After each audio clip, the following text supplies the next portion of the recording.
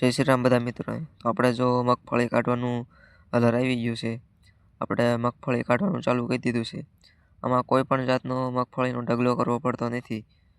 ને આમાં ટ્રેક્ટર ચાલ્યું જાય ને આપણે પાથરા નાખવાના હોય છે. તો એટલા જે કાઢવાના બાકી છે આપણે થોડા કાઢી નાખ્યા છે.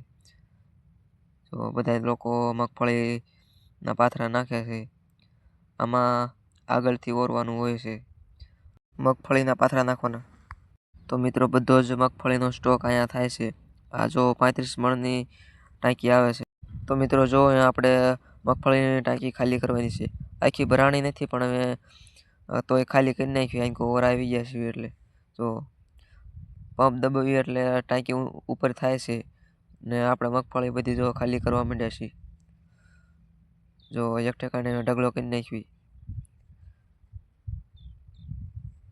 આપણે બુંગણમાં બધો ઢગલો કરી નાખ્યો છે.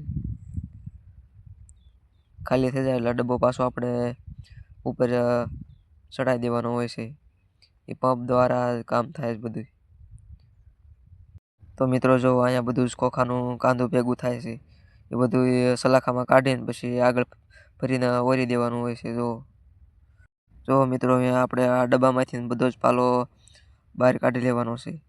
આમાં બધો પાલો જમા થાય છે. હવે આપણે અહીંયા ઠલવી દેવી એક જગ્યાએ. જ્યાં ઠલવો હોય ત્યાં ઠલવી દેવાય. જો મિત્રો આપણે ઠલવાનું ચાલુ કરી દીધું છે. આ પણ પંપ દ્વારા જ કામ થાય છે. જો ઘણો બધો ઊંચો પણ થાય છે એટલે અંદર પાલો પણ રહેતો નથી. પાલો ઠલવાઈ જાય એટલે આપણે પછી એને હેઠા કરી લેવાનું હોય છે. જો ટ્રેક્ટર આગળ લઈ લીધું પછી આપણે ડબ્બાને હેઠા ઉતારી લઈશું. પંપ બંને બાજુ કામ કરે. જો આપણે તો મિત્રો જો ફરીને પણ પાલાનો ડબ્બો ભરાઈ ગયો છે ને આપણે ઠલવા અહીંયા આવી ગયા છીએ. તો ખોખાની ટાંકી પણ